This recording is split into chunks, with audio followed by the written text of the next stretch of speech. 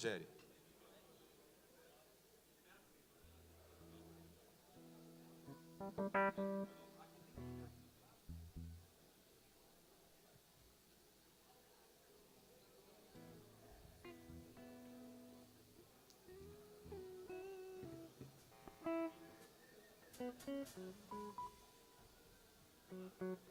Que a graça e a paz de nosso Senhor e Salvador Jesus repouse sobre todos vós, amém? Vamos colocar em pé, cumprimentando uns aos outros, dizendo aí quão bom é estarmos juntos. Dá um abraço em quem está próximo a você, em quem está distante também.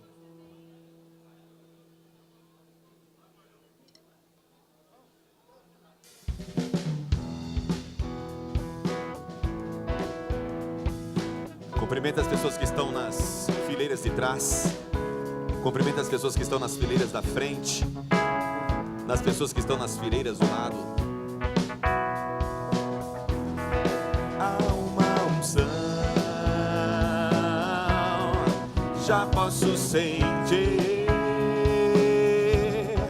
verdadeiramente. Deus está aqui.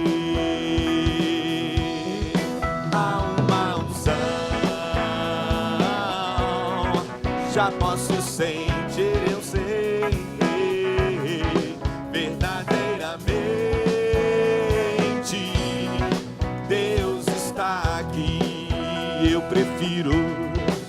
prefiro estar na tua casa, ó Senhor, onde flui um rio de amor, onde flui a bênção do Senhor. Eu prefiro estar no meio da congregação e no meio desta Procure o seu irmão agora, hein? Servindo ao meu Deus e aos meus irmãos. Como é bom viver em união. E agora? Como é precioso meu irmão. Há uma unção, já posso sentir verdadeiramente. Deus está aqui mais uma vez. Há uma unção, já posso sentir verdadeiramente.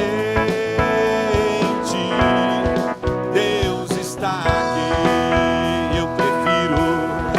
Eu prefiro estar na tua casa, ó Senhor, onde flui um rio de amor, onde flui a bênção do Senhor. Eu prefiro estar no meio da congregação e no meio desta comunhão, servindo ao meu Deus e aos meus irmãos.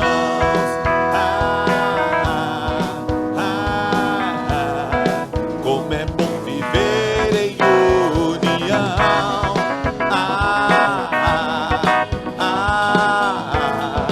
Como és precioso meu irmão.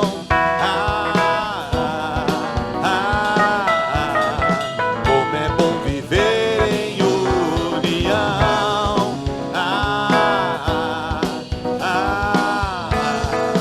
Como és precioso meu irmão.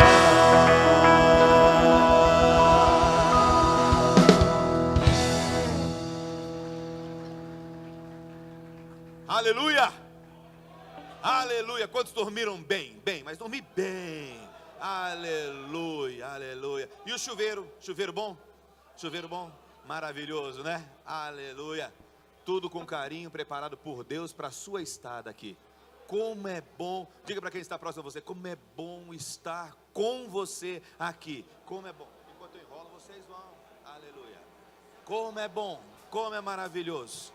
Todos nós marcados pelo grande amor de Deus. Como é bom poder levantar a voz já pela manhã e dizer que somos marcados, tatuados pela graça do Senhor, e que ninguém, nada poderá nos separar desse tão grande amor, dessa graça derramada sobre nós. Se tentam destruir-me, zombando da minha fé e até tramam contra mim, querem entulhar meus poços. Vocês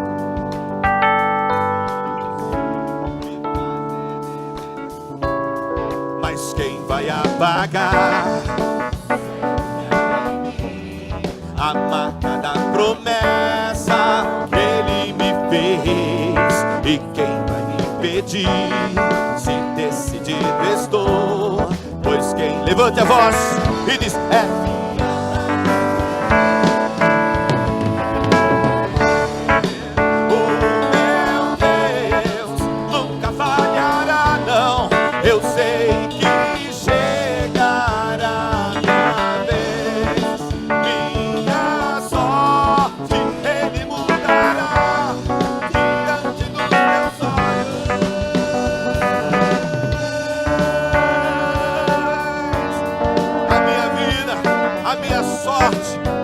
segundo a sua vontade.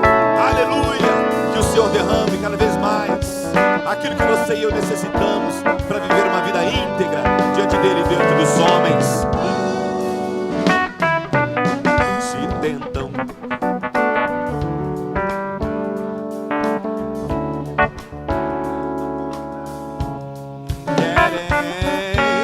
querem entulhar meus poços, querem frustrar meus sonhos e me fazer desistir. Mas quem? Oh, o sonho que é em mim, a marca da promessa que Ele me fez. Pedir, se decidido estou, pois quem me prometeu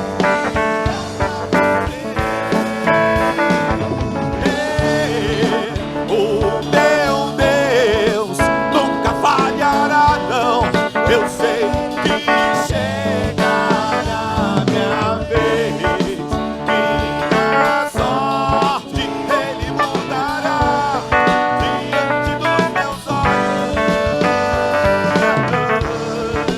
Oh meu Deus, nunca, jamais vai, a minha é a sua vez, minha sorte.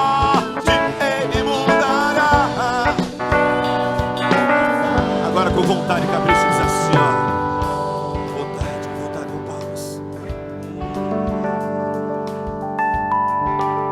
Diga assim, ó. Eu tenho a marca da promessa. Eu tenho a marca da promessa. Eu tenho a marca da promessa. Eu tenho a marca da promessa. Só os homens. Podemos fazer bem melhor, bem melhor.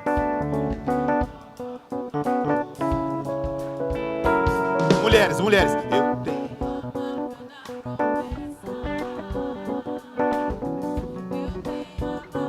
uma chance para os homens, hein? Chance, hein? Homens.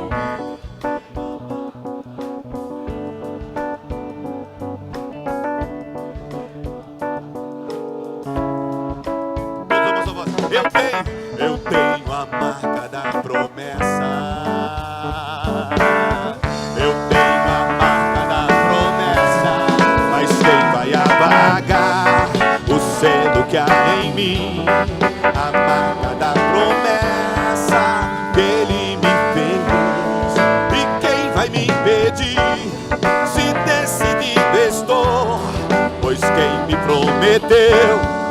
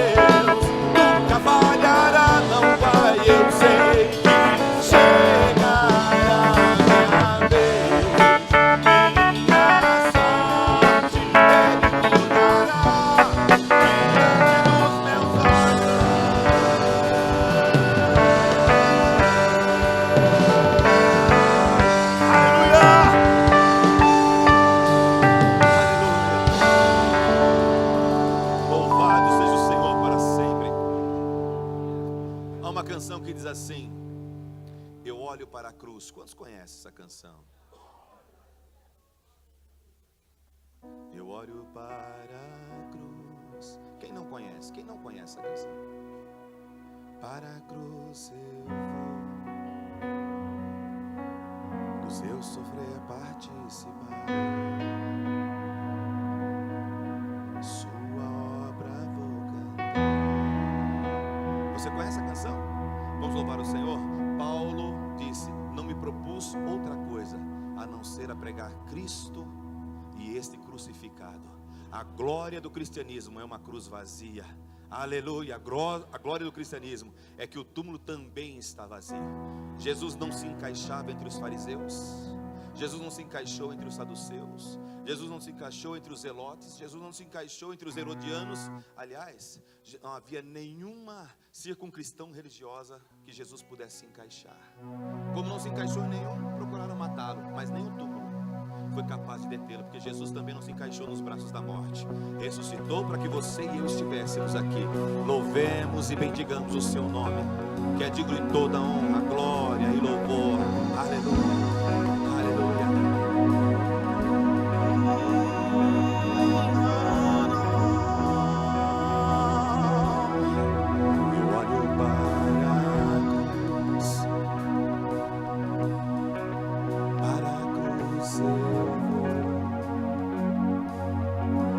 Eu sofrer participar,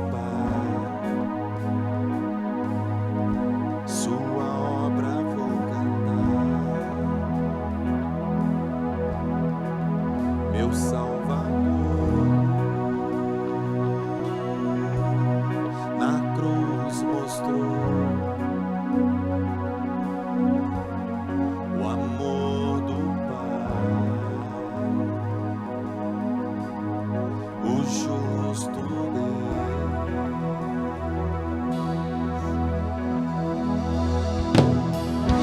Pela cruz me chamou, gentilmente me atraiu e eu, sem palavras, me aproximo, quebrantado por seu amor.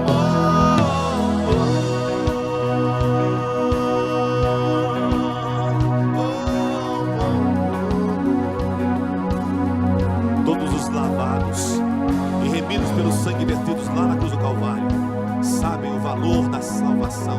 Quem é salvo sabe que é salvo. Aleluia! Merecida a vida, diga comigo, coração, de graça recebi, por sua cruz, da morte me livrou. Mas tem uma boa notícia, aleluia! Trouxe minha vida, que eu estava condenado,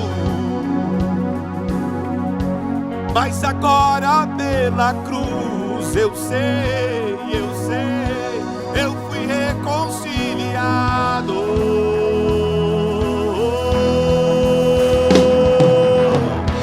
Pela cruz me chamou gentilmente,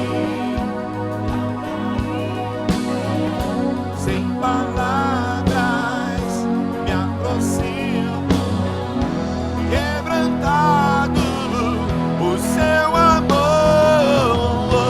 Pela cruz sim me chamou.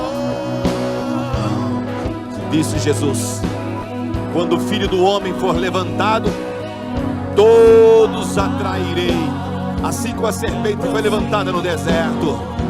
Quebrantado por seu amor, impressionante é o seu amor.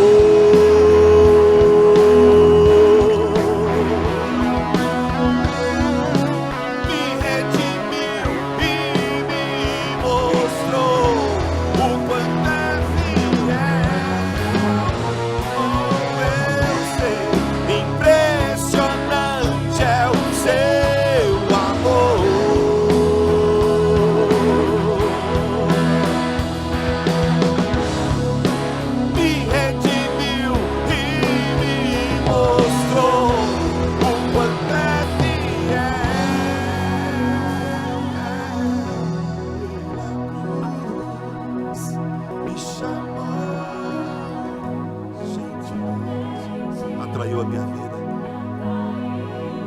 porque Deus amou o mundo de tal maneira que deu o seu Filho unigênito, para que todo aquele que nele crê não pereça. O seu amor pela cruz, sim, gentilmente me atraiu e me aproximo, quebrantado por seu amor.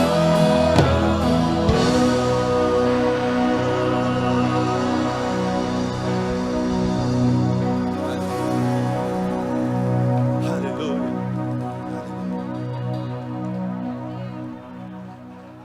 Nós te louvamos, Senhor, nós bendizemos o teu nome. Nós louvamos o teu nome, bendizemos o teu nome.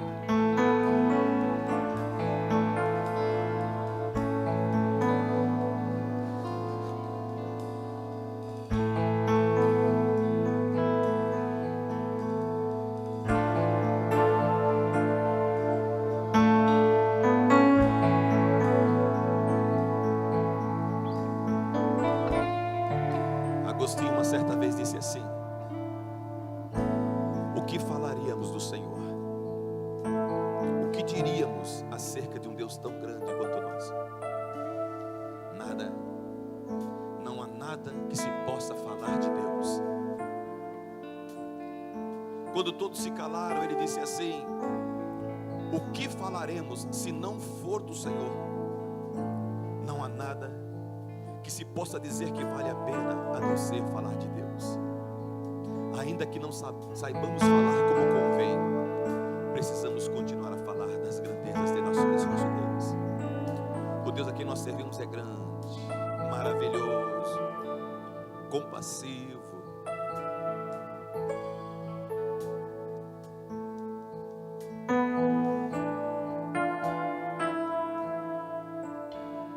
Grande é o Senhor e muito digno de louvor.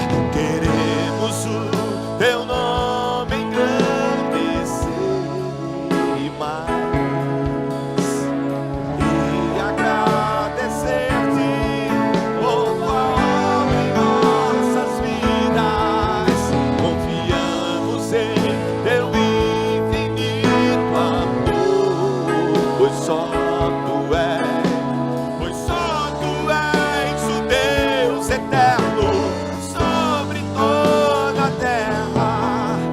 E céu, céu, céu, céu. Aleluia, aleluia, aleluia.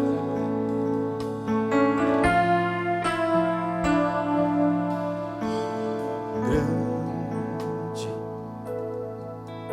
é o Senhor e muito digno de louvor.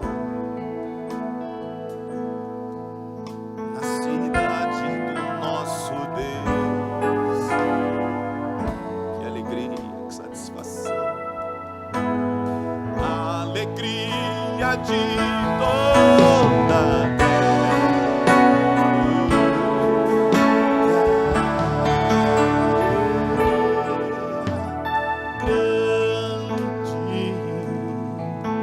É o Senhor em quem você e eu temos vitória, que nos ajuda contra os inimigos de fora e os de dentro, e que nos ajuda contra o inimigo. Por esta e por todas as razões, por isso diante dele nos prostramos.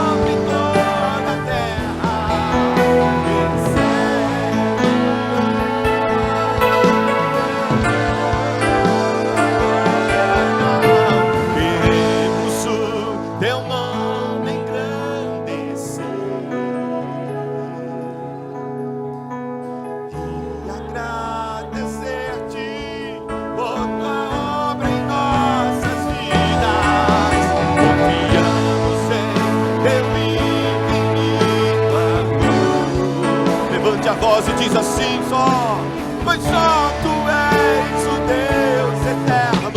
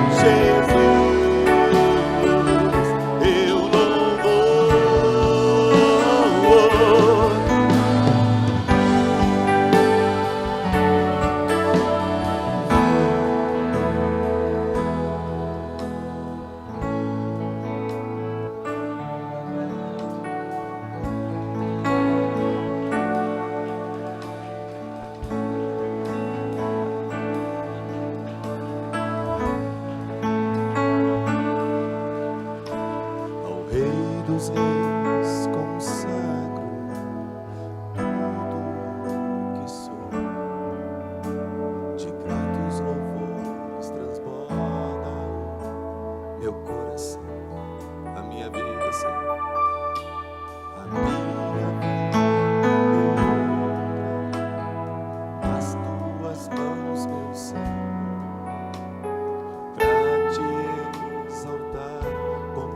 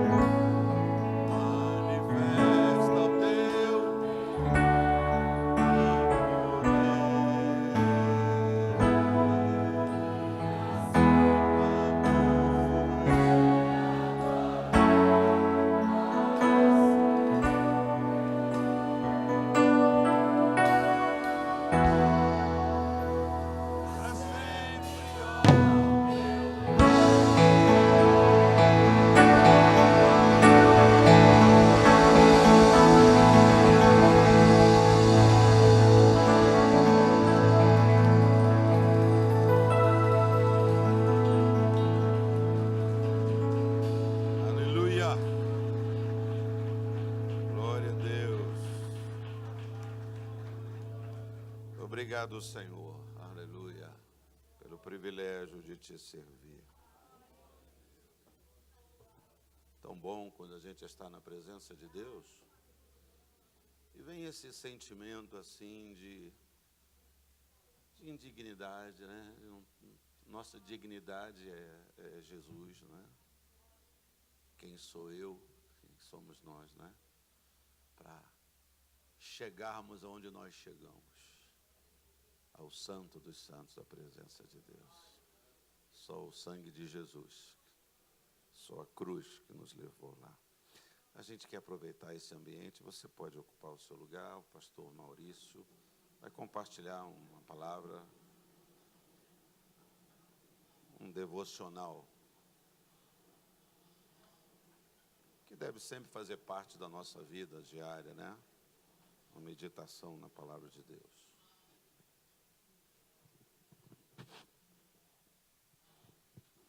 Bom dia, irmãos, graça e paz. Queria compartilhar contigo um trecho da palavra de Deus para a gente meditar um pouco essa manhã. Abra sua Bíblia em Levítico capítulo 6 e vamos fazer a leitura do texto bíblico. Levítico capítulo 6, a partir do verso 8 até o verso 13. Amém? Os irmãos acharam? Levítico capítulo número 6, a partir do verso 8, a palavra do Senhor diz assim: Disse mais o Senhor a Moisés: dá ordem a Arão e a seus filhos, dizendo: esta é a lei do holocausto. O holocausto ficará na lareira do altar toda a noite até pela manhã, e nela se manterá aceso o fogo do altar.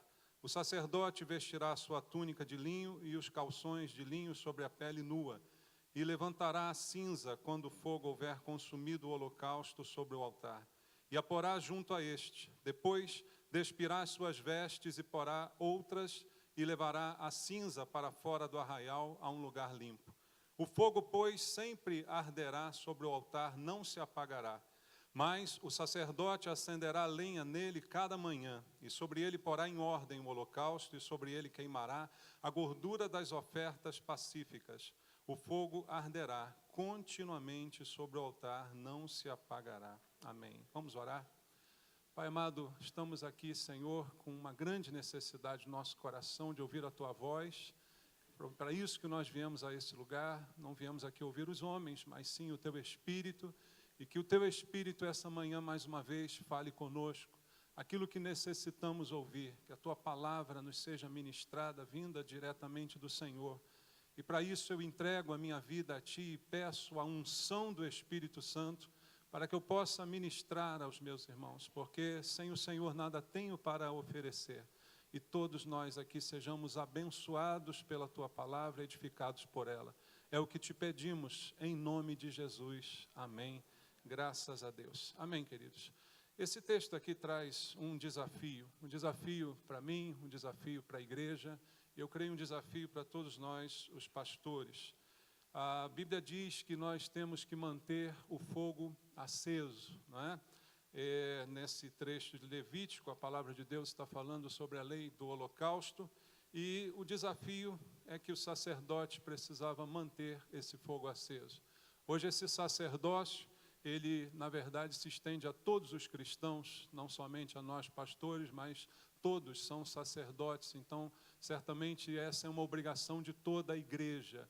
Mas especialmente para nós pastores, né, eu me lembro ontem das palavras do bispo Tito, quando ele citou a W. Tozer, né, dizendo que um pastor morto não faz muita diferença, mas um pastor frio, isso é muito ruim, né? O diabo faz muito mais através dessa frieza espiritual. Então essa responsabilidade da gente manter esse fogo aceso é algo que Deus coloca sobre nós, não é? É algo que não é Deus que vai fazer, mas que somos nós que temos que lidar com isso. O versículo 12 diz: o fogo sempre arderá sobre o altar, não se apagará, mas o sacerdote acenderá lenha nele cada manhã, e sobre ele porá em ordem o holocausto, e sobre ele queimará a gordura das ofertas pacíficas. A cada manhã isso tinha que ser feito para que o fogo não se apagasse. Então isso é algo que nós precisamos nos empenhar em fazer, não é? Nós estamos aqui, eu creio, até querendo um pouco mais desse fogo, não é? Reacender essa chama no nosso coração. E no Antigo Testamento, não somente esse texto, mas há outros dois que eu separei aqui, que falam também dessa realidade de fogos que nós temos que manter para que ele não se apague na nossa vida. Nesse do holocausto, que é bem simbólico, porque é uma oferta que é totalmente queimada, totalmente entregue. Nós dizemos que Jesus foi oferecido em holocausto por nós, não é? Ele é o nosso holocausto, ele foi completamente entregue por nós. E se nós permitirmos que essa chama se apague, essa memória, né, do que Jesus fez pela gente também vai se esfriando gradativamente. Então a importância de manter esse fogo aceso é para que a gente tenha viva também na nossa memória o holocausto, aquilo que Jesus realizou na nossa vida. Então eu preciso lembrar desse sacrifício, para que isso aqueça o meu coração e me motive para a obra que Deus me designou para fazer. Então, como vamos fazer a obra de Deus sem lembrar do sacrifício de Cristo? Sem lembrar que Ele é o centro do nosso trabalho, de tudo aquilo que a gente pode fazer para Deus. É o Senhor que faz através de nós, mas aí eu preciso manter esse fogo aceso, porque esse holocausto tem que ser lembrado sempre. Jesus instituiu a ceia, inclusive, com essa ordenança, lembrar dele, lembrar do sacrifício que ele fez, não é? E é interessante, eu lendo esse texto, lembrei da carta que Jesus mandou João escrever a Éfeso, e nessa carta ele faz diversos elogios àquela igreja. Diz que era uma igreja que trabalhava, era esforçada, lutava contra doutrinas erradas, não aceitava coisas ruins, mas uma única crítica ele faz à igreja. Ele diz: eu tenho, porém, contra ti um problema só. Você perdeu o seu primeiro amor, né? Você já não é mais como antes. E você esfriou, não é? Você não está mais com esse fogo aceso no teu coração. E a ordem que ele dá, mediante essa constatação, é bem significativa, porque ele diz: arrepende-te, volta à prática das primeiras obras. Lembra de onde você caiu. Lembra onde começou esse esfriamento. Lembra onde foi que esse fogo apagou e você no dia seguinte não acendeu novamente. Lembra disso e se arrependa, em primeiro lugar. É sinal de arrependimento, então quer dizer que é pecado. Esfriar não é uma contingência da vida, não é normal. A gente parece que começa a aceitar como normal que com o tempo a gente esfrie. Não é normal, para Jesus é pecado. Se não fosse pecado, não mandava se arrepender, não é verdade? Então ele diz: arrepende-te, é pecado. Mas lembra onde aconteceu isso, onde começou esse problema. E depois volta à prática, volta ao início, volta a esquentar, volta a fazer o teu trabalho, volta a alimentar esse fogo. Então é algo também, por esse texto que eu creio, não é algo que eu possa pedir a Deus: Senhor, aquece meu coração, Senhor, não deixa eu esfriar. Não, é algo que eu tenho que fazer. Eu até posso pedir ajuda, mas é algo que compete a mim. E isso eu creio, Deus também está falando ao meu coração quando eu leio essas palavras. Há um outro fogo bíblico aqui que eu quero compartilhar contigo, que está em Êxodo. Vamos ler aqui rapidamente em Êxodo a palavra de Deus.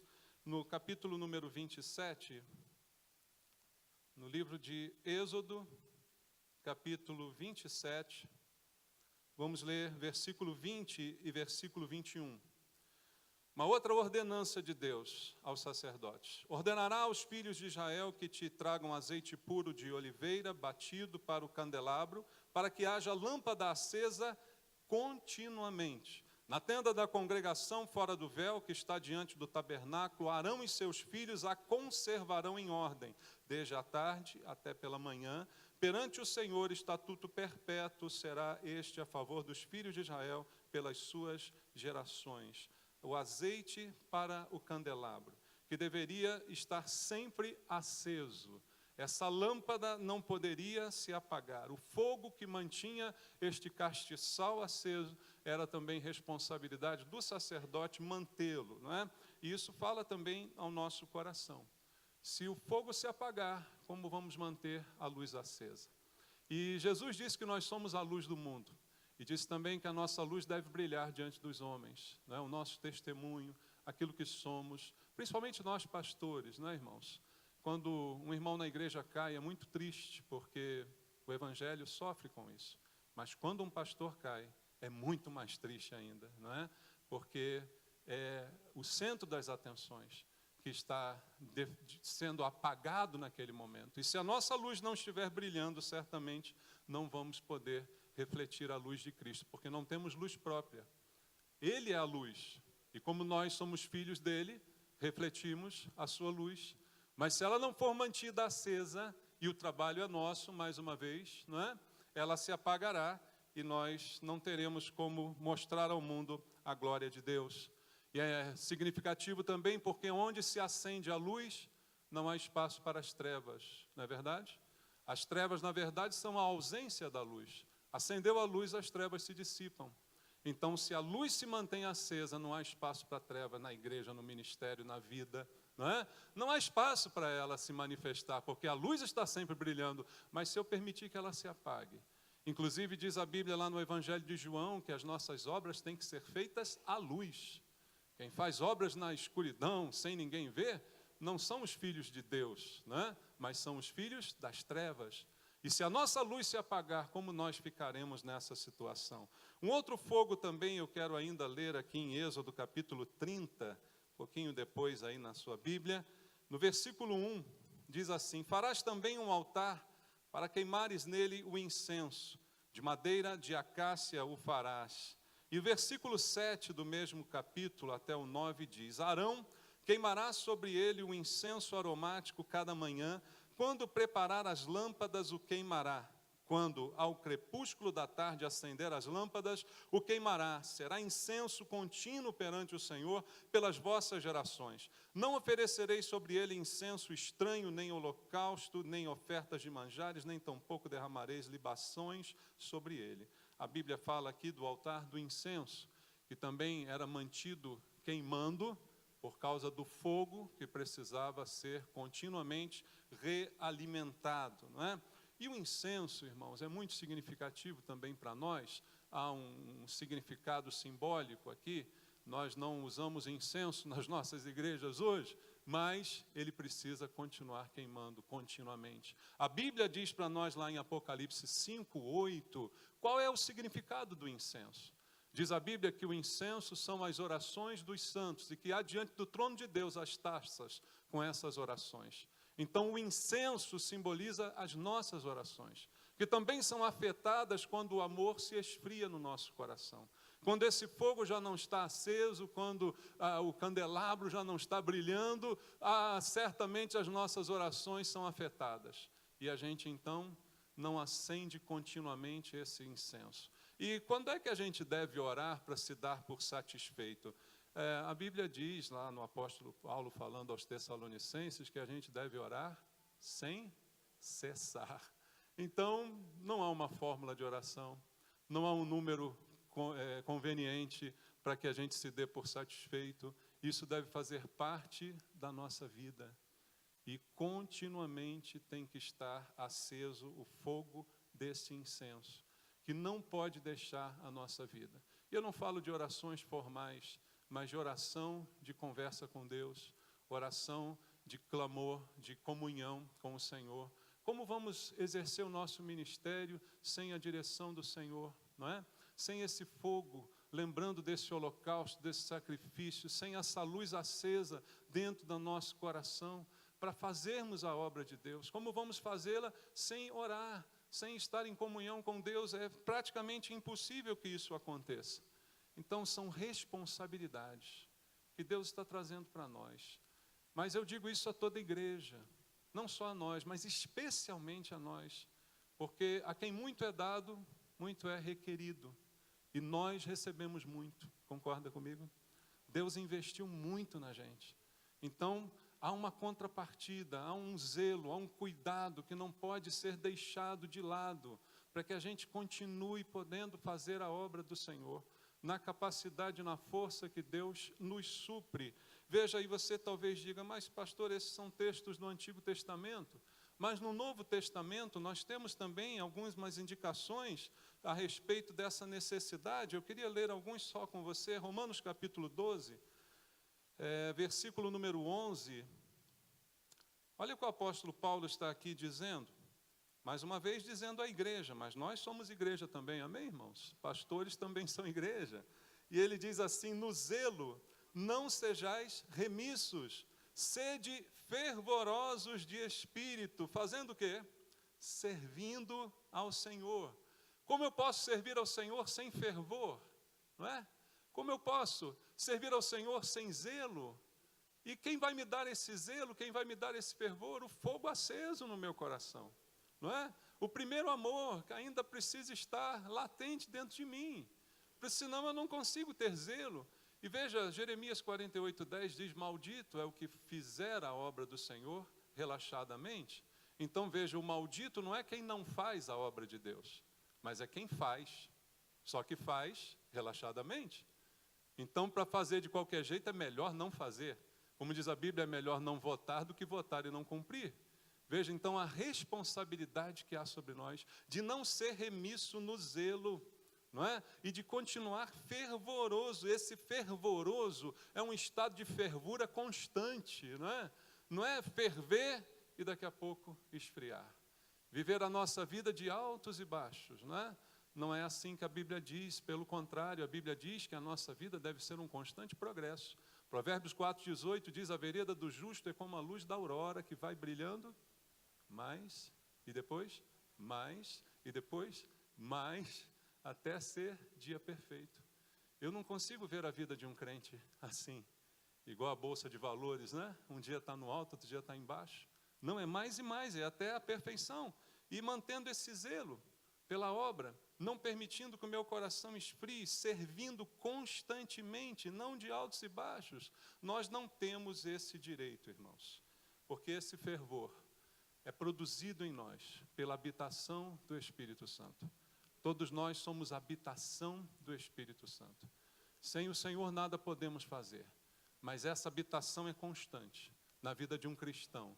Mas às vezes nós sufocamos o Espírito de Deus e não permitimos que Ele se manifeste usando na nossa vida como deveria, porque esfriamos espiritualmente. E aí não conseguimos mais andar nele, não conseguimos mais fazer o que Ele quer que a gente faça de maneira correta, porque o amor vai se esfriando, o fervor vai se esfriando, e cabe, eu digo mais uma vez, a nós.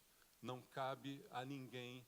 Não adianta alguém orar por você, não adianta você pedir a Deus, sou eu e você que temos que lembrar aonde caímos, nos arrepender e voltar com as próprias pernas à prática das primeiras obras, as ações, as realizações que todos nós precisamos apresentar diante de Deus.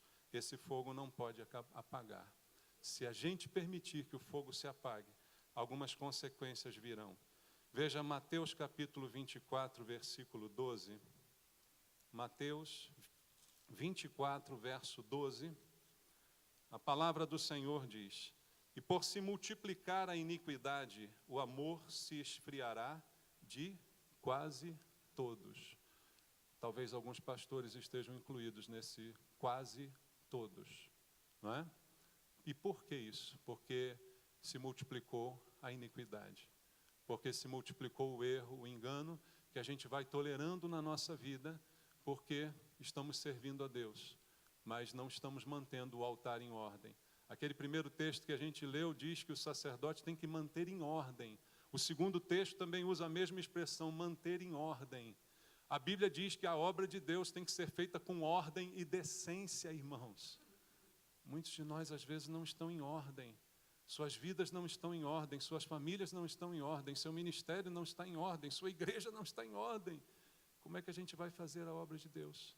Sem ordem e sem decência.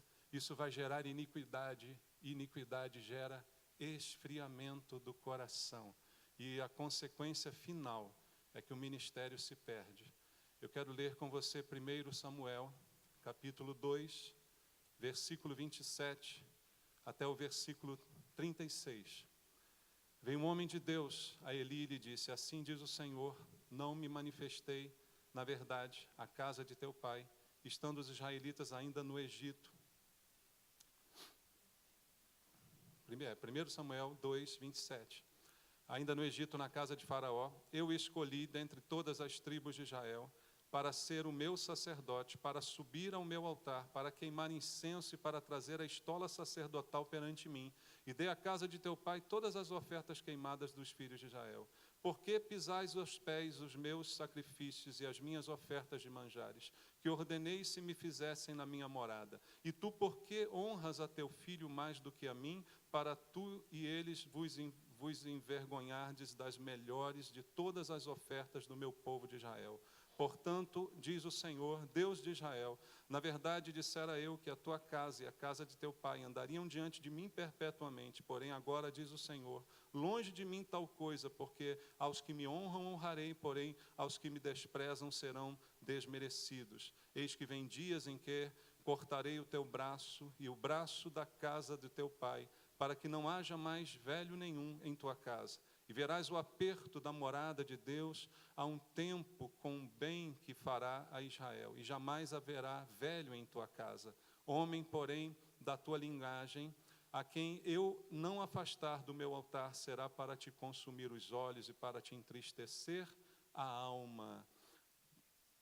E todos os descendentes da tua casa morrerão na flor da idade. Ser-te-á por sinal o que sobrevirá a teus 2 filhos, a Ofni e Finéias. Ambos morrerão no mesmo dia. Então suscitarei para mim um sacerdote fiel, que procederá segundo o que tenho no coração e na mente. Edificar-lhe-ei uma casa estável, e andará ele diante do meu ungido para sempre. Será que todo aquele que restar da tua casa virá inclinar-se diante dele para obter uma moeda de prata e um bocado de pão, e dirá: rogo-te que me admitas a algum dos carros sacerdotais para ter um pedaço de pão que coma. A Bíblia está falando da profecia contra a casa de Eli, que negligenciou a sua casa, a sua função de sacerdote, o ensino dos seus filhos, a realização do seu trabalho, tudo o que era necessário que ele fizesse. Pelo visto ele não fez. O fogo se apagou, o incenso se apagou, o candelabro se apagou, e o resultado foi terrível. Seu ministério simplesmente se perdeu.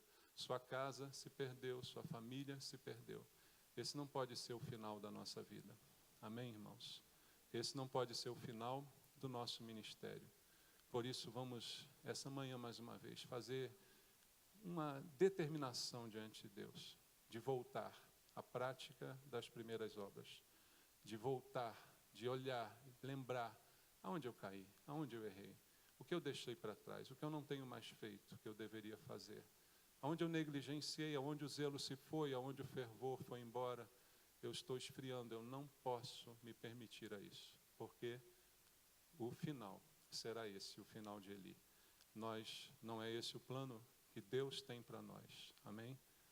Que a gente possa orar nesse momento, pedindo ao Senhor que nos ajude, né? Como eu disse, a responsabilidade é nossa, mas Deus é tão bom que Ele nos ajuda. Deus é tão bom que Ele nos capacita. Foi Ele que nos trouxe até aqui, amém? Se a gente chegou até aqui, como disse o bispo, foi Deus que nos trouxe, né? Foi Ele que nos conduziu. O ministério é um privilégio, né, que a gente tem. Quem seríamos nós, né, para ter algum cargo na casa do Senhor? Então é um grande privilégio. Você pode orar comigo? Eu queria pedir que 3 irmãos, pelo menos 3 irmãos, fizessem uma oração em voz alta, para a gente ter esse momento diante do Senhor.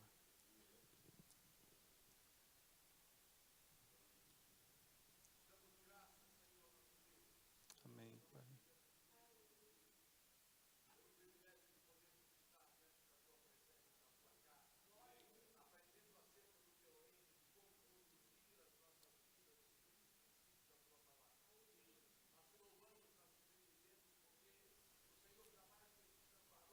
Amém, Pai. Obrigado, Senhor.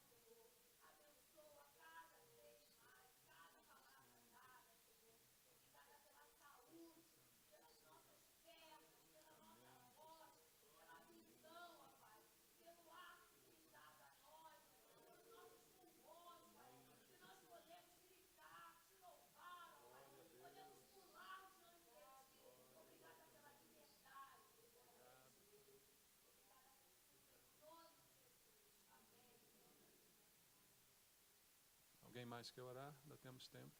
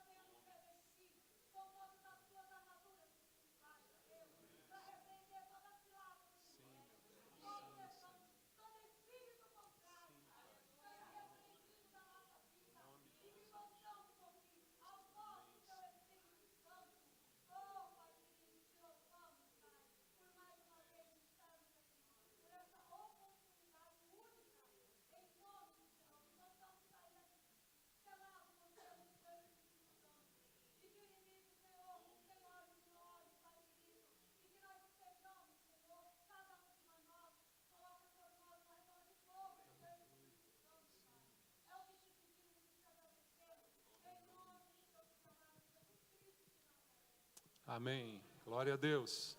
Que Deus nos ajude e Ele nos abençoe, em nome de Jesus. Amém. Obrigado. Amém. Amém. Graças a Deus. Eu tenho o privilégio de compartilhar com vocês uma palavra agora. Eu estava pensando por que Deus nos disse para não tocarmos na sua glória. Por que somos exortados em não tocar na glória de Deus? É porque nós podemos fazer isso. Deus não disse para a gente não tocar nas estrelas, não tocar em coisas que não tinha nem razão dele dizer. E por que nós podemos tocar na glória de Deus, né? Nessa grandeza toda da glória de Deus. E aí eu continuei pensando, como que é fácil tocar na glória de Deus? Como que nós somos enganáveis nessa questão? Com que facilidade o nosso inimigo nos engana, embaça a nossa visão. Então, e todos os assuntos, e todos os valores, como que é fácil nós nos colocarmos. Então, o nosso assunto é integridade. Obviamente que os meus pensamentos aqui, eu estou partindo das coisas que acontecem no meu coração, no meu interior. Eu não estou falando de outros, eu não estou falando de você, eu estou falando essencialmente da minha caminhada pessoal. Como que algumas vezes na minha vida e talvez alguns de nós aqui, pensemos na integridade como um bom cartão de visita, né? Algo que vai nos distinguir de outros, algo que vai nos dar uma posição, uma relevância, não é verdade? Então, eu queria pensar um pouquinho sobre integridade como algo que agrada a Deus. A gente ter como o nosso desejo de sermos íntegros, não é? O nosso desejo de ter uma vida íntegra, mas como uma prática, um estilo de vida, mas que glorifica a Deus, que agrada a Deus, que agrada o coração de Deus, né? Nós temos tido aqui momentos, desde ontem, tão especiais de louvor, não é verdade? Quantos têm sentido a presença de Deus aqui? Pois é, então a presença de Deus é a grande questão na nossa vida. E a presença de Deus na nossa vida é essa questão fundamental relacionada à nossa integridade. Sem essa comunhão com Deus, né, a nossa integridade ela vai ser limitada, pequena, humana, a integridade construída por mim. Quantas pessoas a gente já ouviu que elas dizem assim, não é verdade? Não, eu porque eu faço isso, ou nos termos lá do texto do Evangelho, não, eu jejuo, eu dou dízimo, eu oro tantas vezes, não é? Nós desenvolvemos uma teologia, uma prática que nós vamos lutar, nós vamos correr, nós vamos subir um monte, quanto mais dificuldade, nós vamos pôr milhos, caroços de milho para nos ajoelharmos e mostrarmos para Deus, nós vamos nos machucar, nós vamos nos ferir, nós vamos fazer tantas coisas, nós sempre construindo. E aí, até que ponto esses caminhos, né, naquilo que a gente viveu, aprendeu, a gente sem perceber quer essa reconhecimento. A gente acha que a gente pode ter aplauso, não é? Pela nossa integridade. Quantas pessoas das nossas igrejas, né, porque eu faço isso, poxa, Deus não está sendo legal, Deus não está me recompensando. Então, fazemos muitas coisas buscando a recompensa. Mas eu estava falando desse privilégio aqui de louvar a Deus. Como que alegra o coração de Deus, acredito, quando nós declaramos as grandezas do nosso Deus, como nós fizemos hoje, né? Grande é o Senhor, grande é o nosso Deus. Reconhecemos quem Ele é, quem Deus é. Afirmar, quando a gente faz isso, quando eu declaro quem Deus é uma afirmação do meu amor por Deus, da minha entrega a esse Deus. Então, bendito seja o Deus das nossas vidas. Amém, amados irmãos? Na verdade, as canções, a adoração, o louvor, fazem parte da vida humana desde os tempos mais remotos. Lá em Gênesis capítulo 4, versículo 21, você pode ler depois, sobre um homem por nome Jubal, é citado como o pai de todos os que tocam harpa e flauta. Lá no Gênesis, tinha esse homem aqui, esse regente, esse músico que já usava isso para adoração. Adorar com cânticos fez parte das primeiras orientações que o povo de Israel recebeu sobre como prestar culto a Deus. Olha, vocês vão prestar culto assim, vocês vão ter esse tempo de proclamar a grandeza de Deus. Todos sabemos que na Bíblia há um livro que, na verdade, é uma grande coletânea de canções, que é o livro de Salmos. E, infelizmente, os compositores não registraram as melodias dessas canções. Coitados, não tinham pendrive, não tinham essas tecnologias que permitiriam que nós também tivéssemos a melodia dos salmos, como aqueles salmos foram entoados aí por milênios, como uma inspiração e ensino para o povo de Deus. Você também sabe aqui, os teólogos, que diferente de outros livros da Bíblia, o livro de Salmos, na verdade, não é um livro, mas uma compilação de 5 livros. Os estudiosos acham que entre o salmo mais antigo, o Salmo 90, e o salmo mais recente, que é o 126, passaram-se aproximadamente 1000 anos entre o salmo mais antigo e o salmo mais recente. Os salmos, então, eram usados no templo como parte da liturgia do culto. Além disso, serviam também como um guia devocional individual e também um guia devocional coletivo. Então, nessa manhã, eu gostaria de compartilhar com você algumas reflexões sobre o Salmo 15, que foi escrito pelo rei Davi. Eu vou ler o Salmo 15, eu uso a Nova Versão Internacional. O salmista cantou: Senhor, quem habitará no teu santuário? Quem poderá morar no teu santo monte?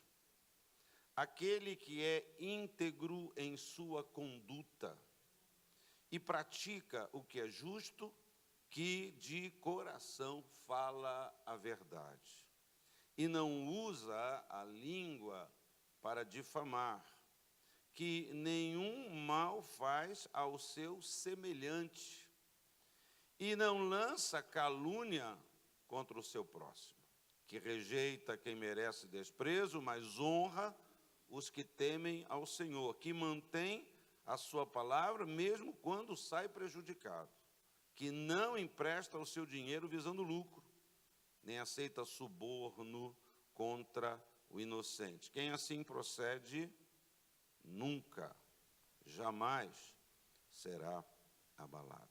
Amém? Que Deus seja louvado pela sua palavra. A pergunta, não de R$1 milhão, mas a pergunta importante, a primeira versículo do Salmo: Senhor, quem habitará no teu santuário? Quem poderá morar no teu santo monte?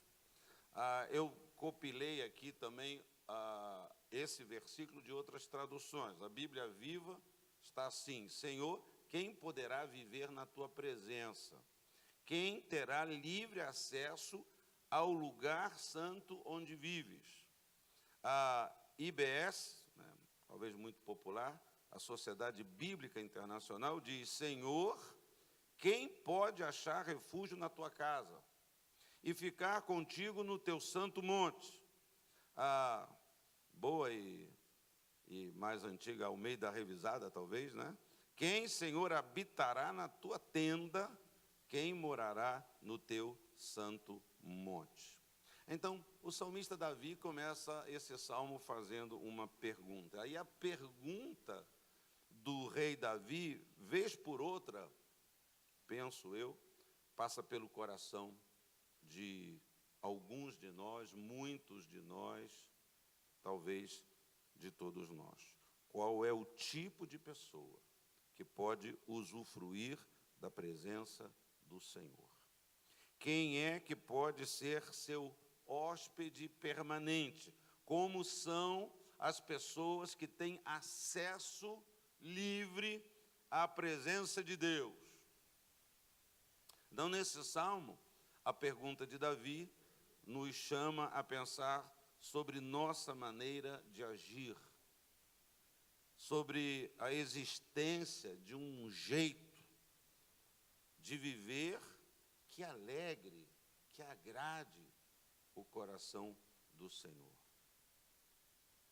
Em outras palavras, o que Davi pergunta é: como é a vida de alguém que alegra o coração de Deus, ao ponto de Deus desejar a sua companhia? E essa é, penso eu, uma boa pergunta. E o salmista não só perguntou, mas ele também respondeu. Então, a resposta do salmista à própria pergunta, ela foi bastante prática. E fala de 4 importantes áreas das nossas vidas, que talvez possam resumir toda a nossa vida, as 4 áreas. Ele fala das nossas atitudes, ele fala das nossas palavras, ele fala das nossas convicções e, por último, ele fala a forma como nós lidamos com o dinheiro. Então, assim, Davi afirma que alguém que alegra o coração de Deus ao ponto de Deus desejar estar com esta pessoa, é a pessoa, versículo 2, que vive em integridade, que pratica a justiça e que fala a verdade de coração. Versículo 3, ele diz que esta pessoa é uma pessoa que não difama, que não faz mal ao próximo. Difamar é uma forma de fazer o mal, mas há outras formas. Ele não difama e não faz mal ao próximo. Ele não lança calúnia. Versículo 4 diz que essa pessoa sabe censurar quem pratica o pecado, que não é uma tarefa muito fácil, que muitos de nós não sabemos fazer. Algumas semanas atrás eu estava pregando uma mensagem complicada de pregar na igreja, uma palavra de confrontamento, uma palavra de... e eu, modéstia à parte, fiquei alegre, porque aos meus próprios olhos eu achei que eu acertei o tom daquela palavra. Porque a gente fala certas coisas na igreja, parece que a gente está acusando, né? Temos que ter muito cuidado, porque a palavra de Deus, nós sabemos, ela não acusa. Não é isso que diz o Senhor? O Senhor a ninguém acusa. Quando o Senhor fala, e eu fiz essa exortação à igreja que eu sou pastor, dizendo que nós temos que aprender a desejar, a amar mais a exortação do que as promessas de Deus. Parte da igreja hoje passa por esse problema, porque ela só está fixada nas promessas de Deus. E as promessas de Deus, elas são importantes. Ô bispo, o senhor não quer as promessas de Deus? É claro que eu quero. Eu constantemente me examino diante da palavra de Deus e fico um pouco conflitado quando coisas que a Bíblia diz não vejo na minha vida. Então eu creio. Se eu creio, esses sinais acompanharão os que creem. Então nós que cremos, nós temos que dizer, não, eu creio. Então, se não está acontecendo, a promessa, Deus não falha, Deus é fiel, a sua palavra não volta, né? Ela não é retirada, então o problema não está com Deus, obviamente. A questão está comigo, está no meu coração. Então, e aí ele diz aqui, né, elogia os que são fiéis, sabe censurar quem pratica o pecado, que eu disse que não é simples, e elogia os que são fiéis ao Senhor e cumpre suas promessas mesmo com prejuízo próprio. E por último, não empresta dinheiro com usura. E correlacionado a isso, não aceita também suborno. Então, o nosso tema aqui destas 11 referências aqui ao salmista, a gente vai ficar com a primeira, que é integridade, que é uma palavra de origem latina, que todo mundo sabe, eu vou chover um pouquinho no molhado, tem um sentido de inteireza, de completude. O dicionário diz que integridade é o estado ou característica daquilo que está inteiro, que não sofreu qualquer diminuição. O autor do livro A Crise de Integridade, Warren Wiersbe, acertei, Cátia? Obrigado. Eu quase desisti de falar o Wiersbe. Afirma que a integridade é para o caráter de uma pessoa o mesmo que a saúde é para o seu corpo. Warren Wiersbe. A integridade é para o caráter de uma pessoa o mesmo que a saúde é para o seu corpo. Então, uma pessoa íntegra não é dividida. Uma pessoa íntegra não se torna vítima da duplicidade. Em bom português, pessoas íntegras não têm duas caras. Uma para apresentar no trabalho, outra para apresentar ao irmão. Uma quando o amigo está presente e outra quando ele vira as costas. Você sabe, houve um episódio em Antioquia, que está descrito na carta aos Gálatas, no qual o apóstolo Paulo, ele questionou a integridade da atitude tomada por Pedro e outros discípulos. Está lá em Gálatas 2, a partir do versículo 11. Quando, porém, Pedro veio a Antioquia, enfrentei-o face a face, por sua atitude condenável. Pois antes de chegarem alguns da parte de Tiago, ele comia com os gentios. Quando, porém, eles chegaram, afastou-se e separou-se dos gentios, temendo os que eram da circuncisão. Os demais judeus também se uniram a ele nessa hipocrisia, de modo que até Barnabé se deixou levar. Quando vi que não estavam andando de acordo com a verdade do Evangelho, declarei a Pedro diante de todos: você é judeu, mas vive como gentio e não como judeu. Portanto, como pode obrigar gentios a viverem como judeus? Então, podemos aprender com o apóstolo Paulo que uma pessoa íntegra não é fingida, não se torna vítima da hipocrisia.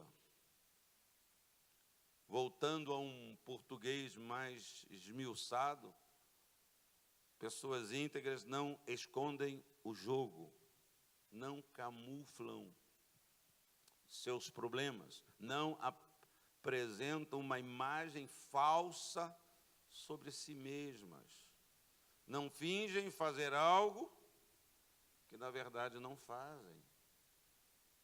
Pessoas íntegras são honestas e leais consigo mesmas, com os outros e com Deus.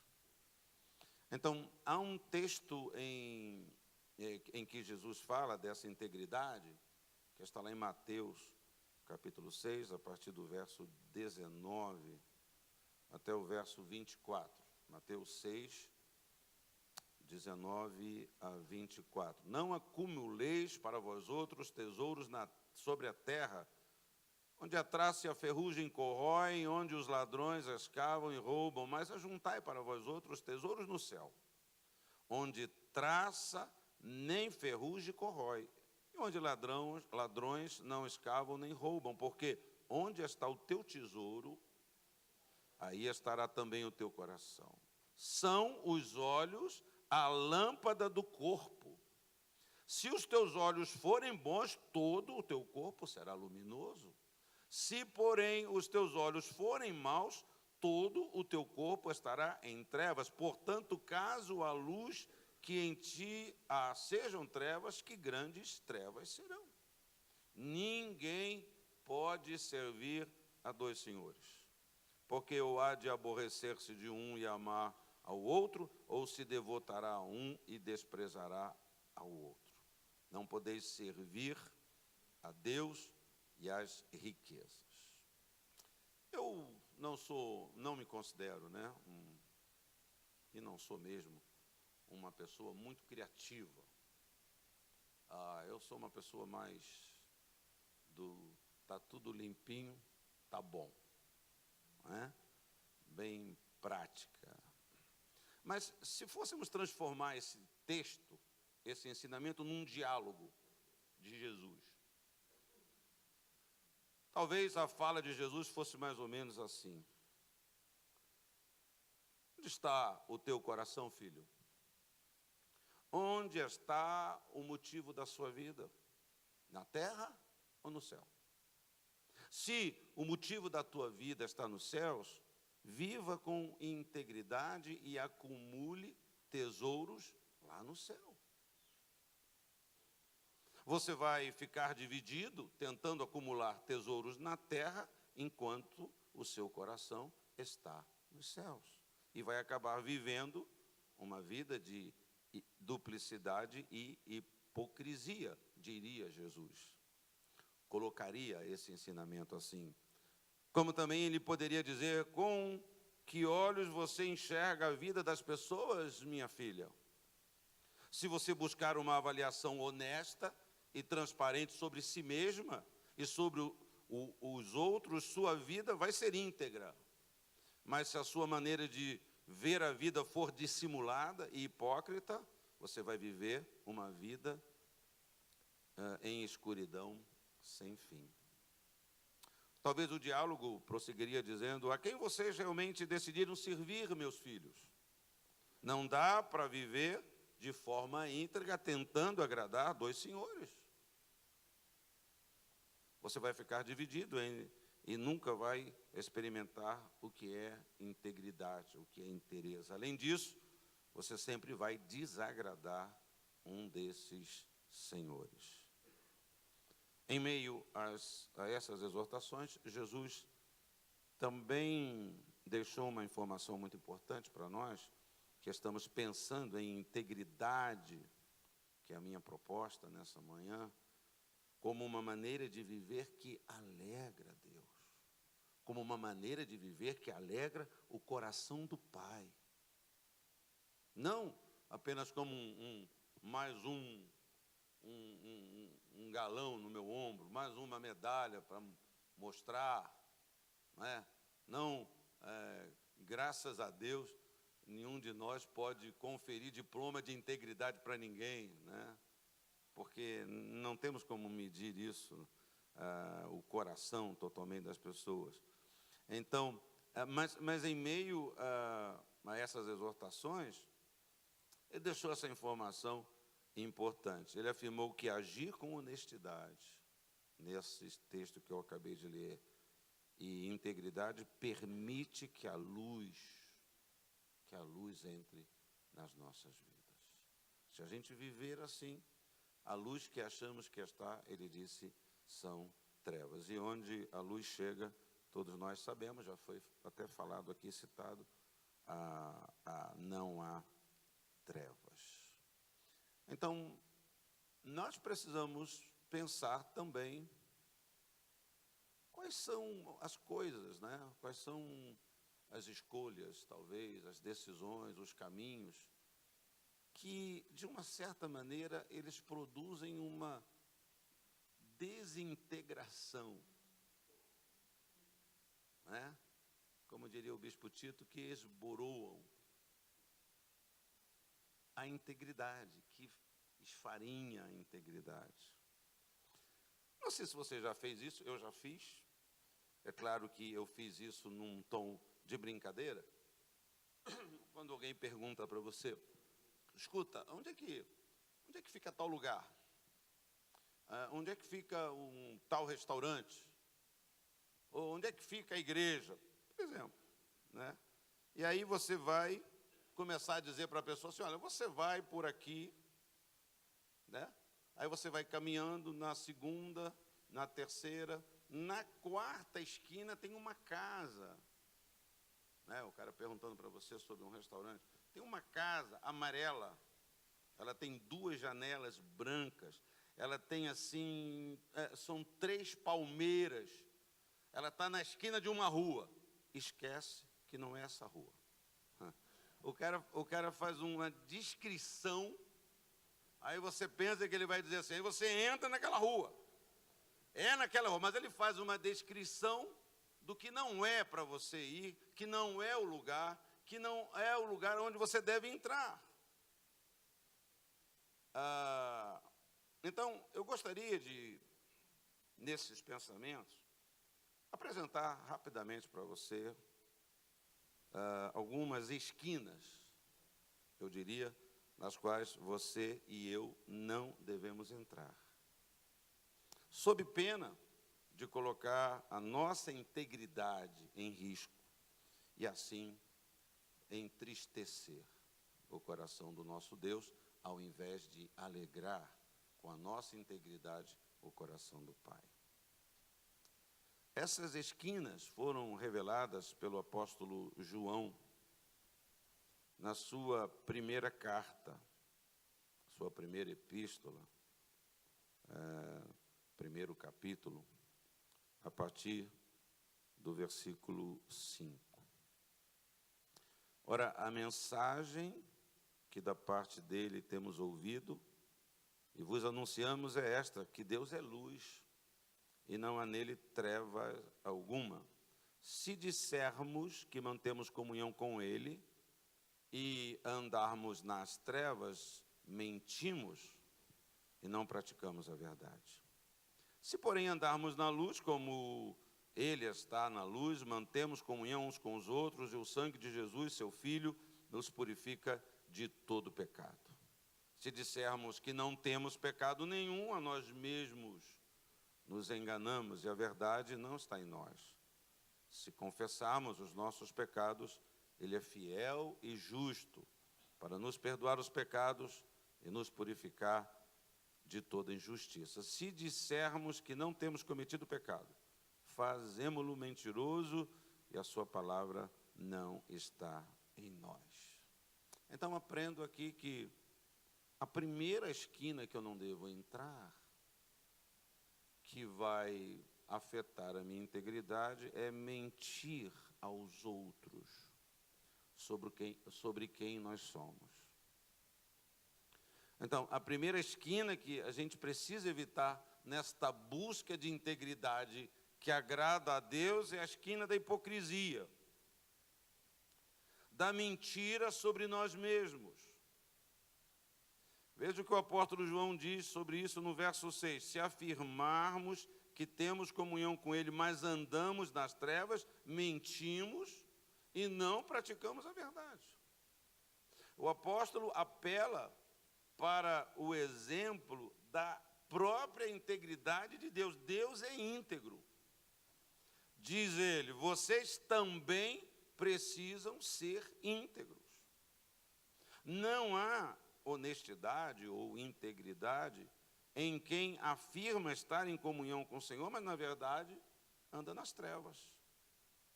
ou quem prega e ensina algo que não está fazendo, que não pratica, ou naquele que finge fazer algo que não faz. E eu volto para a minha primeira palavra sobre essas questões, não é? De tocar na glória de Deus, essa coisa tão tensa, tão próxima. Eu penso que, como nós fazemos com os nossos filhos, né? A gente sempre diz para o filho, você não fala para o seu filho de 2 aninhos, de 3, olha, não toca na mala em cima do guarda-roupa. A gente só fala para tocar, não tocar naquilo que está próximo, naquilo que está acessível e que é perigoso, não é? E que pode machucar, e que pode trazer dor para aquela pessoa. Assim também Deus, né? É por isso que é fácil a gente entrar nesses processos, a gente, assim, se atrapalhar com isso, pregar, disfarçar, dissimular, optar por um caminho, escolher. Isso sempre é uma escolha nossa, é uma escolha equivocada, né? É a escolha que às vezes revela essa distância do Pai, essa distância de uma comunhão, que revela que, infelizmente, a chama apagou, que não era para apagar, não devia ter apagado. Aquilo que era mais importante, aquilo que devia me ocupar mais.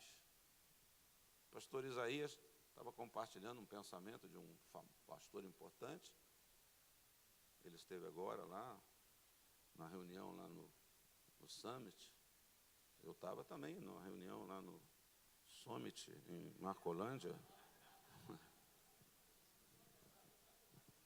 Mano, aqui é pau a pau, não tem miséria.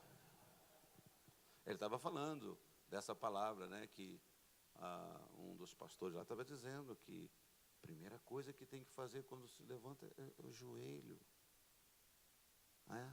Numa simbologia, antes de botar o pé no chão, tem que pôr o joelho, primeira atitude, né?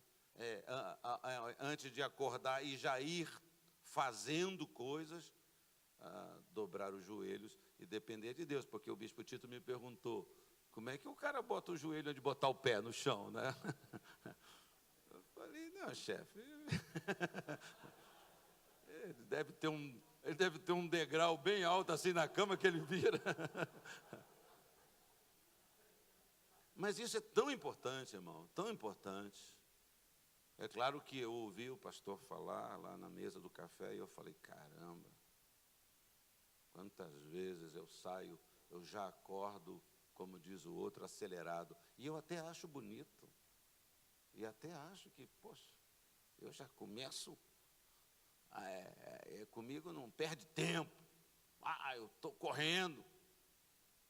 Sem saber que às vezes a gente está com uma prática muito perigosa, não é? Que pode produzir dano na nossa vida. Então, não há honestidade ou integridade em quem pratica, quem faz assim, quem simula reações, aí, versículo 4, e atitudes, porque imagina que isso lhe fará mais aceitável diante de Deus e das pessoas, obviamente. Temos essa preocupação com as pessoas, né? Eu tenho uma resposta pronta, verdadeira e sincera, quando qualquer pessoa da minha esposa, a pastora, membros em gabinete pastoral, mas bispo, como é que vai ser? O que as pessoas vão pensar? Eu respondo, não sei. Não tenho a menor ideia. Eu já desisti de cuidar do que as pessoas vão pensar. Porque isso é impossível. Não é? Você acha que a pessoa vai te execrar e a pessoa te beija a mão e te agradece. Você acha que a pessoa vai te agradecer e a pessoa te enfia um punhal nas costas. Então, se você ainda está cuidando muito disso, é claro que não é que a opinião das pessoas não importam. Essa é uma outra questão. né? Alguém me pergunta, mas a opinião da pessoa não importa. Depende da pessoa. Não é a opinião de todo mundo que importa. Pelo menos para mim. Para mim, a opinião de algumas poucas pessoas importam. Importam. Algumas poucas pessoas eu procuro saber o que é que ela acha. Mas não é que quem eu não perguntei, quem eu não pedi, que fica dando opinião, que me importa. Tá bom. Né? Na igreja, toda igreja boa, sadia, como é a igreja que eu sou pastor, tem lá 2, 3 malucos. Quanto mais doidos, não? É ou não é, irmão? Concorda? Lá não tem, tá derrubado, tá? Ah, pois é. Porque você sabe, irmãos, quantos pastores estão aqui? Pastores, levante a mão os pastores aqui. Cara, você precisa de um doido na sua igreja, irmão.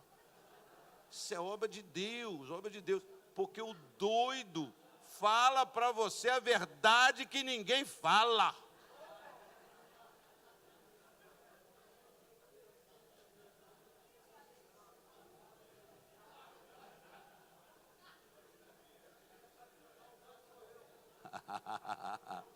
Mas não é verdade, irmão. Não é verdade. Quantas vezes eu já tomei uma bifada de maluco na minha igreja? E eu aprendi a não logo dizer, esse cara não sabe nada. Eu tenho aprendido a ouvi-lo, pelo menos. Vou ouvir. Vou pensar sobre o que ele está falando.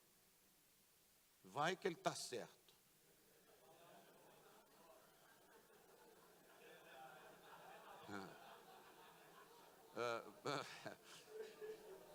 Eu espero não estourar meu horário, já estou quase estourando aqui, ó.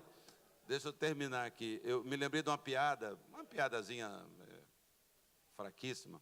A minha santa vozinha, que já está no céu, me contou, né? Do cara que furou o pneu perto do manicômio, à noite, né? Aí furou o pneu, aí ele tirou o pneu, botou os parafusos naquela calota, antigamente tinha uma calota, e aí tinha um maluco parado na porta do manicômio, né? Ele estava lá em pé, no escuro. Aí ele viu o maluco, ficou tenso, aí botou assim, tirou a roda, começou a ser muito rápido. Quando ele está tirando o step para botar, passou um carro, bateu na calota e os parafusos se perderam. E ele ficou desesperado, começou a querer procurar os parafusos e o carro lá, e o maluco saiu de lá e veio andando. Aí falou com ele, boa noite, amigo. Posso ajudar o senhor? Não, tudo bem, não se preocupa não, é que eu perdi os parafusos do carro, agora eu não consigo. Não, amigo, o senhor pega um parafuso de cada outra roda, tira um parafuso de cada roda e bota, e vai com 3 parafusos em cada roda. Depois o senhor resolve. Aí o maluco, o cara falou para o maluco, o senhor não é maluco? Eu não sou burro, eu sou maluco, eu não sou burro. Não é verdade? Uma coisa simples. Por isso que nós temos que saber ouvir os malucos, porque às vezes o maluco é inteligente. O maluco é anjo do Senhor, sei lá. Eu preciso correr eu queria terminar 11 horas, não sei se vai ser possível. Então, a esquina da hipocrisia nos afasta do caminho da integridade. E aí nós vamos entristecer o coração do Pai. Segunda esquina que temos que evitar é mentir a nós mesmos sobre quem nós somos. Então, a segunda esquina que precisamos evitar, não entrar nela, não é para entrar nela, é a esquina do auto-engano, da mentira a nós mesmos. Eu não sei se alguns de nós aqui já nos ajoelhamos para reconhecer e para pedir perdão a Deus e para dizer, Senhor, me perdoa, porque eu estou mentindo muito para mim. Me perdoa quando eu me enganei, quando eu não fui leal comigo, quando eu não falei a verdade para mim mesmo. Veja o que o apóstolo diz aí no versículo 8, se afirmarmos que estamos sem pecado, enganamos-nos a nós mesmos e a verdade não está em nós. Hoje é uma prática muito comum, não é? Dizer assim, não tem problema não, isso não tem problema não. A gente fala que nada tem problema. Não, mas você, o que você acha de fazer? Não, isso não tem nada a ver, isso não tem problema. Não está afetando a minha vida espiritual, não está afetando a minha comunhão com Deus. Normalmente, essa segunda esquina vem depois da primeira. Não é?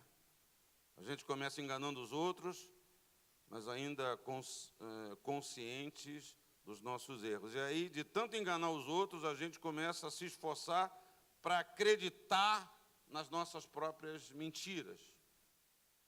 No nosso comportamento apenas estereotipado, o nosso exterior. É muito fácil isso, né?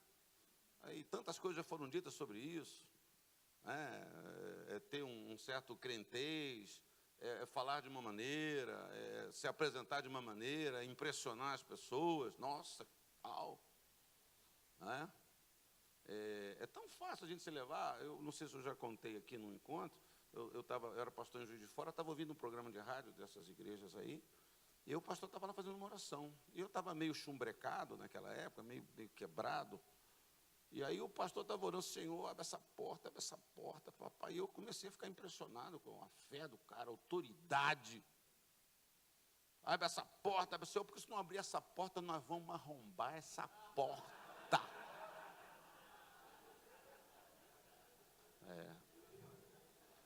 E eu dei uma balançada. Jesus, eu tenho que ir nessa igreja. E eu fiquei pensando em quantas pessoas acreditam nessas coisas, quantas pessoas vão. O cara proclama uma heresia sem uma negação de Deus. E a gente acha, o cara é macho, o cara é varão de fogo, tal. Então, a gente começa a se enganar também. Engana tanto os outros que passa a acreditar. O sujeito mente, mas diz que está falando uma meia-verdade, a tão já citada fofoca aparece travestida de motivo de oração, né? Não, estou te contando isso só para você orar, na verdade. O amor ao dinheiro cresce, escondido debaixo da busca pelas bênçãos de Deus. Não, porque Deus prometeu, é verdade. Não, Deus tem prosperidade. É verdade. Mas quantas vezes um amor ao dinheiro, o cabra não se perdeu lá no final, o cara se perdeu no processo. Ali, foi bem até um ponto, o nosso coração muda, migra, não é? Repito, isso acontece com integridade, isso acontece com adoração, louvor a Deus, cara, uma bênção. Aonde que o coração muda? Aonde que o cara vira outra coisa? Aonde que o serviço, o trabalho, o ministério, a integridade, o dom, o talento é para agradar a Deus? O dono do dom, o dono do talento, aquele que outorgou aquela bênção na nossa vida. A religiosidade vazia, quantas vezes ela caminha disfarçada sobre um manto de obediência. Que de obediência não tem nada, é só uma disfarçada religiosidade que predomina. Esse castelo de cartas, ele cai, ele desarruma com muita facilidade. Mentimos para nós mesmos quando não somos íntegros o suficiente para pedir a Deus que sonde o profundo das nossas almas e nos revele quem realmente nós somos. Em vez disso, mudamos os nomes dos nossos pecados de uma maneira que eles não nos incomodem tanto. A esquina do auto-engano nos afasta do caminho da integridade e entristece o coração do Pai. E a última esquina que eu quero citar é mentir a Deus sobre quem nós somos. Quando a gente está bem, a gente para sobre essa maluquice, né? A gente vai, mas que loucura, cara. Como é que você pode ousar, tentar mentir para Deus? Senhor, Tu és onipotente, Tu és onipresente, Tu és onisciente, Deus sabe de tudo, Deus vê tudo. Mas a gente, às vezes, cai. A gente entra numa esquina errada, entre outra esquina errada, engana os outros, enganamos a nós mesmos e acabamos tentando enganar a Deus. Mentir para Deus. É essa mensagem aí do apóstolo João na sua primeira carta. Depois de dobrar na esquina da hipocrisia, de enveredar pelo auto-engano, nossa integridade corre um sério risco de ser sepultada na esquina da apostasia. Isso acontece quando você resolve convencer a Deus de que sua vida de enganos, na verdade, não tem tanta importância e que Ele, o Deus íntegro, totalmente íntegro, não precisa preocupar-se com a sua falta de integridade. Veja o que o apóstolo João diz aí no verso 10, se dissermos que não temos cometido pecado, fazemo-lo mentiroso, e a sua palavra não está em nós. Com muita simplicidade, João completa seu argumento afirmando que vidas íntegras devem fazer parte da natureza daqueles que foram alcançados pela palavra de Deus. Se formos alcançados pela palavra, não podemos viver divididos, fingindo para todos. Quando escondemos o nosso pecado dos outros, de nós mesmos e até de Deus, declaramos que Ele, Deus, é mentiroso. Irmãos, Deus sabe quem somos. Não precisamos nos esconder. Deus sabe quem nós somos. Fico fascinado como que Ele ainda não me descartou. Sabendo quem eu sou. Né? O seu grande amor. O seu maravilhoso amor. Não precisamos fazer como Adão e Eva no jardim, que entristeceram o coração do Pai. E aí se esconderam dele. Então, voltar lá para o Salmo 15, versículo 1. Senhor, quem habitará no teu santuário? Quem poderá morar no teu santo monte? Nossa simples caminhada, pequena caminhada nesta manhã, começou com o Salmo 15, 1, escrito por Davi. Pergunta que ele fez: como é a vida de alguém que alegra o coração de Deus, ao ponto de Deus desejar sua companhia? Então, a primeira resposta de Davi foi que a vida dessas pessoas é vivida com integridade. São pessoas que não têm duas caras, não escondem o jogo, pelo contrário, são transparentes, honestas com os outros, consigo mesmas e, sobretudo, com Deus. A integridade alegra o coração de Deus. Essa é a mensagem que eu quero plantar no seu coração. A integridade alegra. Eu quero ser íntegro, mas não para me distinguir entre os homens. Não para parecer mais bonito aos olhos da igreja, do povo. Mas só para agradar a Deus. Saber que aquela minha integridade, a sua integridade, que ninguém viu, que Deus se alegrou com ela. O Deus que recompensa, o Deus que abençoa, ele viu, ele recebeu. Ele foi honrado. Amém, irmãos? Eu desejo e eu espero que a luz da palavra de Deus entre pela fresta da porta da sua vida e seja uma revelação para nós. Então, não feche essa porta para que esta luz entre na sua vida. Temos esta grande oportunidade. Para nós, o nosso congresso tão simples, talvez até curtinho, 2 dias, na verdade, inteiros. Então, mas que você receba essa revelação de Deus aqui sobre esse assunto. Você não fecha a porta. Que você não tenha medo da luz. Amém? Aí o texto 1:7 diz: se porém andarmos na luz como Ele está na luz, mantemos comunhão uns com os outros, e o sangue de Jesus, seu Filho, nos purifica. Corra para aquele que é a luz do mundo. Corra para Ele de braços abertos. Se necessário, confesse seu pecado e seja curado. Sabe qual vai ser a reação do pai? Primeiro, ele vai abrir um grande sorriso de alegria por você decidir pela integridade. Depois, ele vai cumprir o que ele prometeu através da sua palavra, que diz: se confessarmos os nossos pecados, ele é fiel e justo para nos perdoar os pecados e nos purificar de toda injustiça. Feche os olhos, curve a cabeça.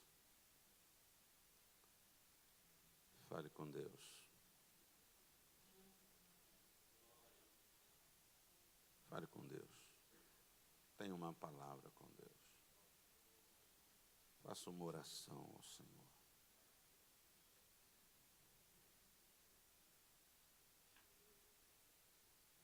Aleluia.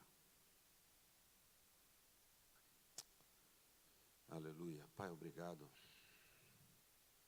Tua presença, Tua palavra, Pai. Ajuda-nos, ajuda-nos, ajuda-nos, Senhor. Ajuda cada um de nós, Pai. Liberta-nos, ó Pai. A nós que pregamos esta palavra, que incentivamos as ovelhas do Senhor, os membros da igreja, afirmamos para elas com tanta ênfase e autoridade: se confessarmos os nossos pecados, Deus é fiel. E quantas vezes nós mesmos não praticamos isso?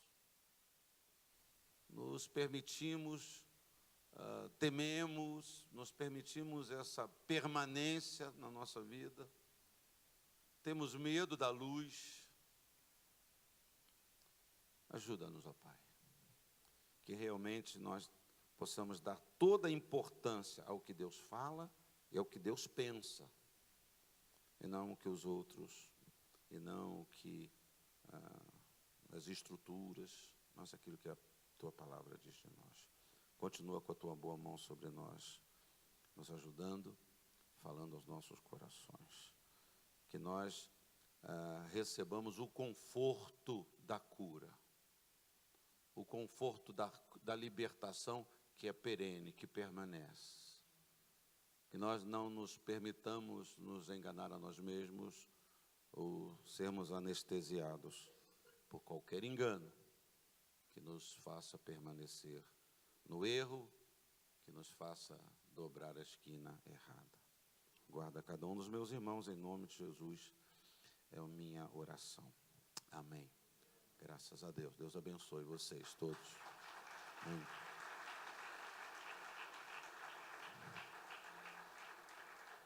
Integridade agrada a Deus, que a gente não se esqueça disso. Nós temos agora oportunidade de participar de 2 seminários. Nós vamos ter 4 seminários. Vamos ter por horário de manhã e à tarde vamos ter 2. Agora de manhã você pode participar de 2 seminários. Um que vai acontecer aqui mesmo no auditório, sobre descontentamento ministerial. O Bispo Antônio vai ministrar esse estudo e vai ser aqui. E Bispo Volney vai estar aqui embaixo, descendo a escada ou elevador, num auditório aqui embaixo, num salão aqui embaixo, administrando conflitos na família e na igreja, ok? Então, esses 2 avisos aí. A gente não está assim fazendo muita propaganda, mas a gente trouxe um material que nós temos,